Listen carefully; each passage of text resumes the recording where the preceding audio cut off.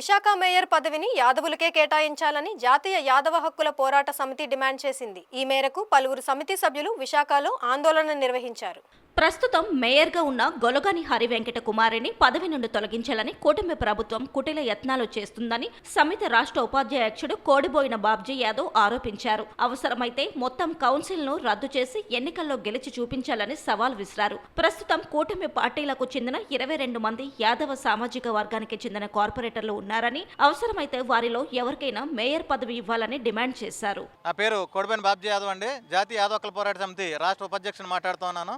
ఈ రోజు GVMC opposite లో ఉన్న ధర్నా చౌక్ వద్ద ఇవాళ యాదవులు అందరం కలిపి ఐక్యతమై సంఘటితంగా ఇక్కడికి వచ్చి మా నిరసన తెలియజేస్తా ఉన్నాం. ముఖ్యంగా ఏంటంటే యాదవ్ మహిళని మేయర్ గా గత ప్రభుత్వం మాకు యాదవుల మెజారిటీ ఉన్నారని గుర్తించి మాకు మేయర్ పదవి కేటాయించారు.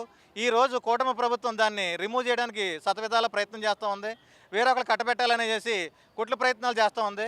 దీన్ని మేము తీవ్రంగా ఖండిస్తూ ఉన్నాం. యాదవ హక్కుల పోరాట సమితి నుంచి ఈవిని కానీ తొలగించేలాగుంటే రాష్ట్ర వ్యాప్తంగా ధర్నాలు చేయడానికైనా జరగని వెనకాడిపోమని, అలాగే ఒకవేళ మీరు రాజ్యాంగబద్ధంగా ఈవిడ ఎలక్ట్ అయింది కాబట్టి ఆవిడని కానీ మీరు రిమూవ్ చేయాలంటే మళ్ళీ ఎలక్షన్లో ఇది బర్తరఫ్ చేసి ఎలక్షన్కి వెళ్ళి మీరు గెలుచుకొని చూపించి అప్పుడు మీరు మేయర్ మార్చాలే తప్ప డైరెక్ట్గా మార్చడానికి అయితే మాత్రం మీకు ఎటువంటి హక్కులు లేవని మా యాదవ హక్కుల పోరాట సమితిని ఖండిస్తూ ఉన్నాం. అలా కాకుండా పోనీ మీ సీక్వెన్సెస్ ఉంటాయి మీ పార్టీ పొలిటికల్గా. అలాగే ఇలా ఉంటే మేము 22 మంది మా కార్పొరేటర్లు మేము గెలిపించుకున్నాము. ప్రస్తుత మేయర్ విశాఖ నగరాన్ని అనేక విధాలుగా అభివృద్ధి చేశారని, నగరానికి అనేక అవార్డులు కూడా వచ్చాయని యాదవ సంఘం నేత ఎడ్ల వేణుగోపాలకృష్ణ అన్నారు. ఆమెను పదవిలో కొనసాగించాలని కోరారు. అలాగే గత ప్రభుత్వం తమ సంఘానికి భూమి కేటాయించిందని, భవనం నిర్మించుకోవడానికి కూటమి ప్రభుత్వం సహకారం అందించాలని విజ్ఞప్తి చేశారు. పత్రికా విలేకరులకి నమస్కారం. నా పేరు ఎడ్ల వేణుగోపాలకృష్ణ, సుమన్ అంటారు. నేను గత 32 ఏళ్ళుగా నేను మా జిల్లా సంఘంలో పనిచేస్తున్నాను. వైస్ ప్రెసిడెంట్గా కానీ వర్కింగ్ ప్రెసిడెంట్గా కానీ అనేక పదవులు చేసి ఉన్నాను. మా తాలూకా ఇదేంటంటే మాకు ఎప్పుడైతే కార్పొరేషన్ అయిందో ఆ రోజు ఎన్ఎస్ఎన్ రెడ్డి గారు మేయర్గా ఉన్నప్పటికీ మాకు పల్ల సూర్యనారాయణ గారికి డిప్యూటీ మేయర్ ఇచ్చారు. అలాగే మాకు రాజన్ రమణి గారు మేయర్ చేశారు. తర్వాత ఉన్న మాకు ఈ వైఎస్ఆర్ ప్రభుత్వం మాకు మహిళా అధ్యక్షుడు మహిళగా ఒక 4,000 మెజార్టీతో ఆవిడ గెలిస్తే ఆవిడ తరఫున 22 కార్పొరేటర్లు మాకున్నారు. దాని తరఫున కూడా మాకు ఆవిడ ఒక మేయర్గా మాకు ప్రకటించారు.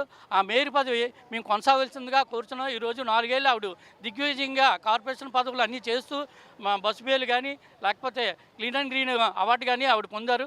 ఆవిడని కొనసాగాల్సిందిగా కోరుతున్నాం.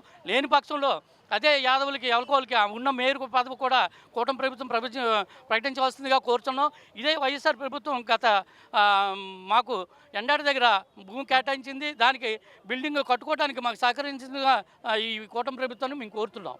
అది మా డిమాండ్, ప్రత్యేకమైన డిమాండ్.